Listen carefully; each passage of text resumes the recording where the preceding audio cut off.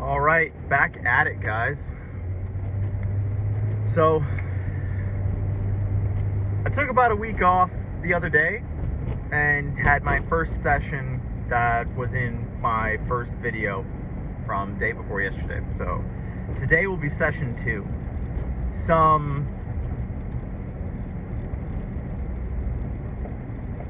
Fill you in between what was going on after I finished my session and today. I was extremely sore. I am still very sore, right? So this 2, 3, 4 day sore that might be what I'm going through right now is just what normally happens when I go from a phase where I was doing one thing and maybe I take some time off before moving into something that's fundamentally different. So I was definitely working on my maximal force and maximal force production in preparation for that strongman comp that I did, and then I was trying to do one way too soon, 5 weeks later, 6 weeks later, something like that, and it just didn't work out. It was too crunched to be able to get my deadlift to where I wanted to do that competition. So took about a week off.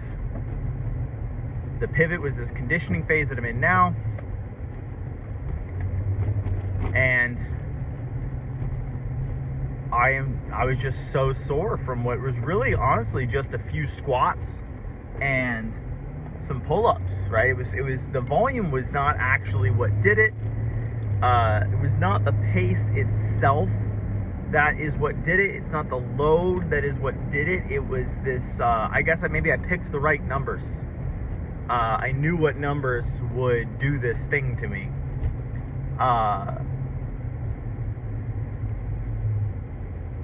And I am very sore. My triceps are sore. And so today I'm kind of thinking through, like, well, how do I want to get my heart rate up? How do I want to tax myself in a way that is a good way to build some strength, or like build a foundation that allows me to build strength later, and work on my conditioning. I want to get some muscles sore that are a little harder to get sore doing like some typical CrossFit stuff, but I don't want to necessarily do calisthenics. Like, I want to hit my chest, but I don't want to do push-ups. So does that mean do bench today? Not sure. But I'm entertaining the idea of doing some bench. Maybe I would hit something that looks like a WOD, right? Maybe, what does that look like? Is that something that's more hamstring dominant? Because my quads are really what's sore today from those squats. They were very quad dominant squats I was doing, because they were very upright. They probably were mimicking my front squat movement pattern, since they were like hand loaded. So I was kind of relying on my decent ankle dorsiflexion, which, you know, puts load on the quads, which, man, I'm just so blasted. I can't even describe it. I'm just so sore. Walking up the stairs today at work was rough. So, did that. Yeah, did work today. Easy. Moving around. Walked around a lot yesterday. Hopefully just having the blood flow, walking around, you know, pounding the pavement a little bit, like, wasn't a negative. Hopefully it was to my benefit, but I'm never really sure. I don't know how to think about it. People talk about like active recovery, but I think the science is sort of like wishy-washy on, like, there's no such thing as active recovery. There's just like junk volume and more volume, right? Anyway, so what is a posterior chain dominant kind of WOD? Do I literally do like some dumbbell RDLs or some barbell RDLs and and like toes to bar. Is that weird? People pair those? People pair RDLs and toes to bar? Sounds like a great way to make you not want to sit. I would not want to like be in a compromised position the next day, like let my hip flexors get tight. Think if I sat a lot the next day, or even just the car ride home, I might literally do the car ride home from the gym and then like have to sort of like re-warm up my hips and stuff and just like sort of, you know, sort of work out my hip flexors, just so that I don't get all stiff. But maybe I'll play some video games, but I'll like play standing. I will literally play video games standing because I just don't want my low back and my hips to start to seize up on me. Because I am, like I said, I'm in my 30s. My body is probably a little older than that. As far as my joints, anyway. Like I've taken pretty good care of myself compared to other people. But like there's early onset arthritis in my family. My mom had arthritis since she was in her teens, and I started to feel it, you know, in my early to mid 20s. But I'm still okay. Just some days I feel very inflamed, even though I'm doing everything right. Like I otherwise feel great. As soon as I'm warmed up and I start moving around, I'm good. But first rolling out of bed is like a Herculean task. Anyway, so today, yeah, like RDLs. Part of me wants to just do some fucking power snatches, like some muscle snatches. Like, I just feel like doing snatch. I want to do snatch. I think a part of me knows that I'm supposed to like avoid things that I normally train hard, and that I train like that I know that I am capable. I have the skill and fitness to train too hard. Like I think I know that I need to avoid that stuff. Supposed to be kind of getting my hands away from the barbell for a while, since I do so much barbell work in my meaningful phases that are late in my macro cycle. But I like it, so I'm like doing the druggy thing, right? Where like I try and convince myself, be like, but you know, if I'm doing just some power snatches, that could make sense, right? Because it's not full snatch. It's not like I'm doing snatch complex. I'm doing light. It's light snatches. That shouldn't even count. Yeah, so light snatches is a part of my so I guess I won't do that. I know it's wrong. Maybe I'll come up with a weird kettlebell something. Really try and focus on using my glutes in each rep. Right? Like maybe, I don't know, I might play it by ear. I might just sort of like dick around with swinging the kettlebell around until I'm like, I find something that feels like the magic.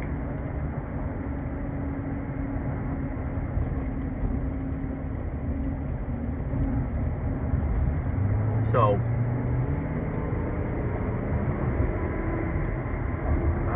yeah, I have no idea. So kettlebells, I definitely want to do toes to bar. So no matter what I do, toes to bar is a part of this workout.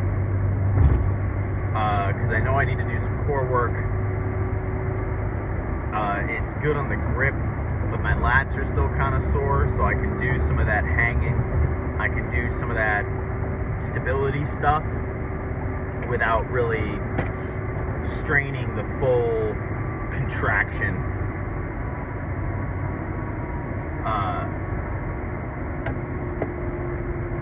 Decisions. Ultimately, I'm just trying to mitigate not mitigate, what is the word? I'm trying to work around the soreness incurred from the other day, because it's that severe. And it'll just take a few days, like a week or two, probably 2 weeks. 2 weeks of re-acclimatizing, and then I'll have 4 to 6 weeks of like really gritty, fucking dirty, getting it, really being able to put out, because I've kind of re-acclimatized to whatever I was doing.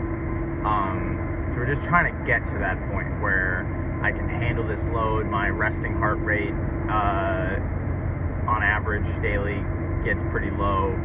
I'm improving my heart rate variability, all that stuff.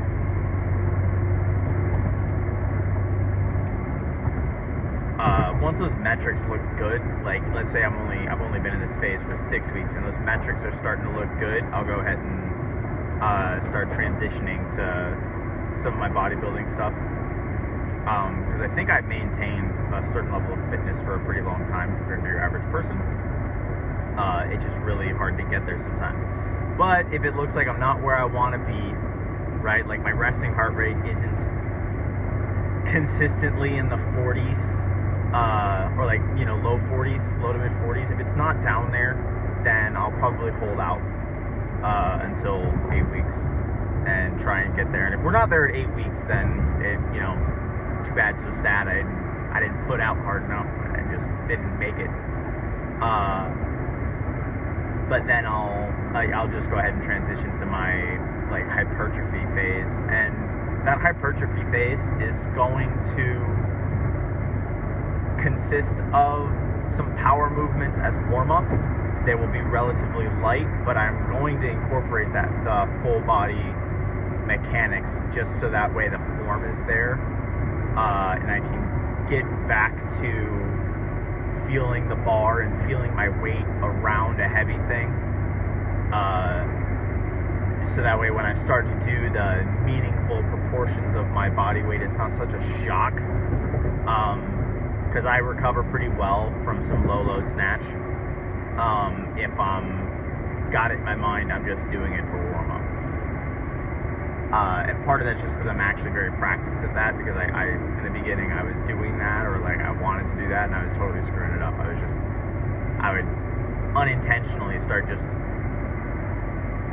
going higher and higher in weight and be like, yeah, this is still warm up, and meanwhile, like, I'm like 10% off of my max, like my PR, right, all-time PR. Be like, no, I feel good, I'm warming up. No.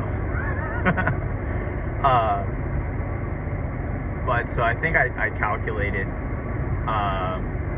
what would be my limit for doing a snatch if I did it today for reps, and it would be like 130 pounds, which is irritating because it's just a little bit off of the 45 on each side, right? It'd be 135, so I have to like use some incrementals, and so like I was just trying every way to like convince myself to go heavier. I'm like, 130, that's pretty much 135, I should just do it. I'm like, no, but the number's 130, man. That's what you figured out was like the upper limit of what was okay today, and I'm still trying to pass that. So I just need to not snatch today. A kettlebell thing, maybe a dumbbell snatches, maybe half of whatever that 130 is, right? So can't do math. 55? I don't know. What is it? 65? Yeah. So 65s. It's not bad. But what am I supposed to do? Do I do it like a kettlebell swing where like I switch and I do 4? I'll do 4 rounds of these dumbbell snatches. Do I go all the way to the floor? Nah. I'll just do a kettlebell thing. I need something kettlebell that's hamstrings though. Maybe I'll do, maybe that's what I'll do as my second sort of like, waken my body up from my last phase, is I'll just hit up, I'll alternate like bench and hamstring curls. What a weird superset.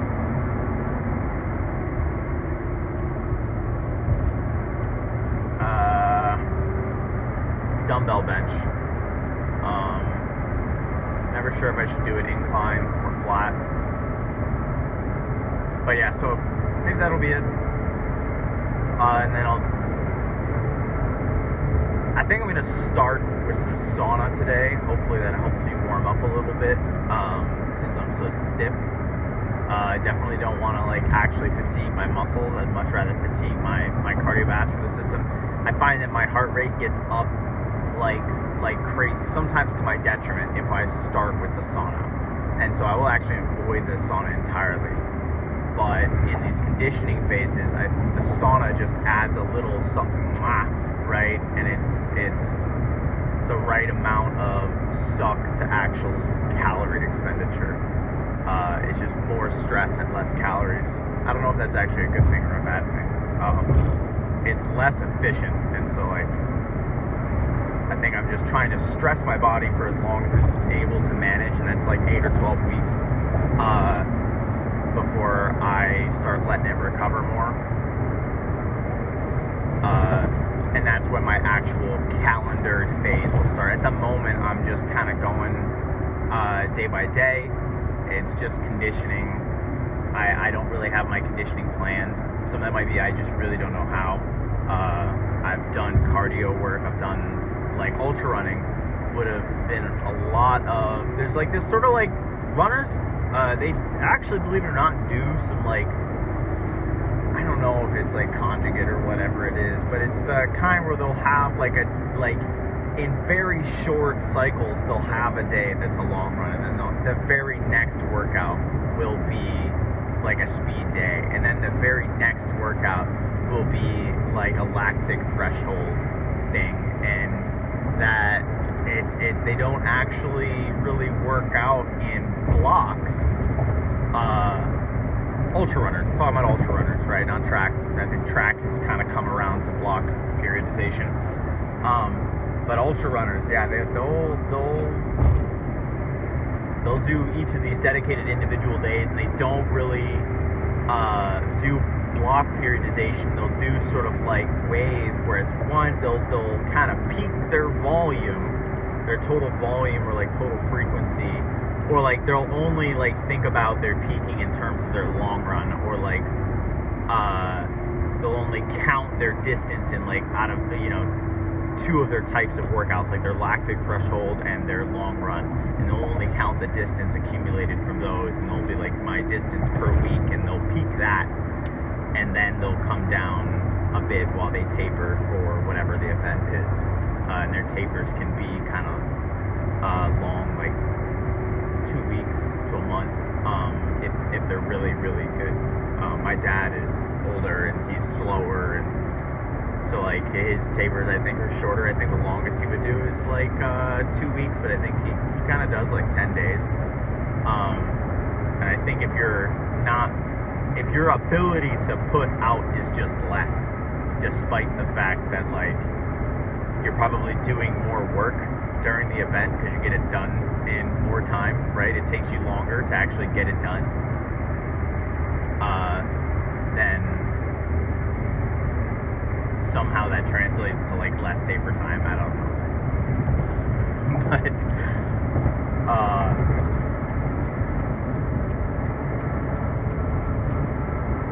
yeah, we'll see. I don't know. Don't know.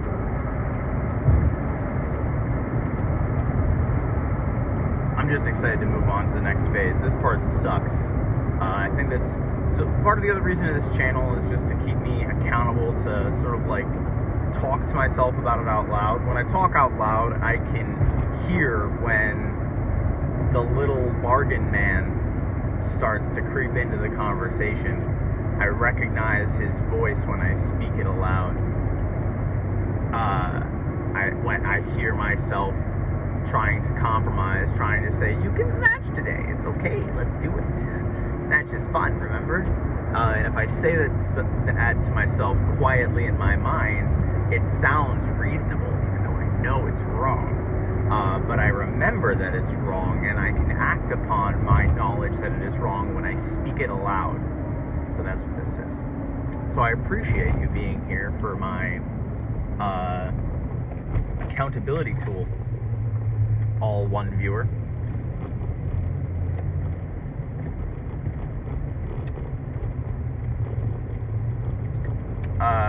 Let's see, what would I like from you guys? Anybody that comes across this video, what's a good conditioning wand? What do you like? What do you like to pair, right? Like, if you're doing like a day that you know is quad dominant, like what kind of 2 exercises do you like to do opposites, right? Do you like to do a push and a pull together? Do you like to do like your pushes and an accessory? How do you follow up? Like, what are your phases, right? Like, mine's a warm up. I hit my non-watt, and then I'll do something that's a little bit more of a strength movement at lighter weight, higher rep, like some finisher type stuff. So yeah, how do you guys structure that? What do you do, right? It doesn't have to be that, you know, everybody follows CrossFit TM, I guess. I mean, there's plenty of guys who do CrossFit that know what they're doing, they get it, right? But there's plenty that don't, and from afar, I can't tell which is which. So I just have to sort of rely on people's sports that have a longer lineage of good practices, best practices, like Olympic weightlifting, powerlifting, stuff like that. CrossFit's so young that I don't know how to differentiate who's who and what's what.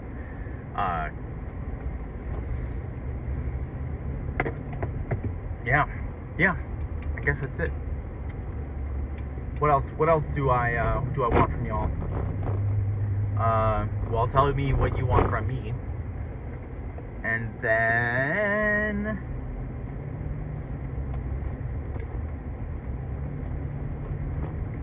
so conditioning. Yeah, how long do you do your conditioning phases? Do you do block periodization? What kind of periodization do you do? Do you just listen to Jim Wendler, Elite FTS? Do you even know what they're talking about? Because I watch their YouTubes, and sometimes I think I know what they're saying, but then I leave the video and I try and implement that for myself, and then I'm like, I don't know what they were saying. I did not internalize those words I just heard.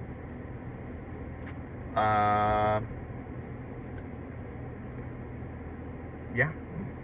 Let's go get this fucking workout in. See you in a minute.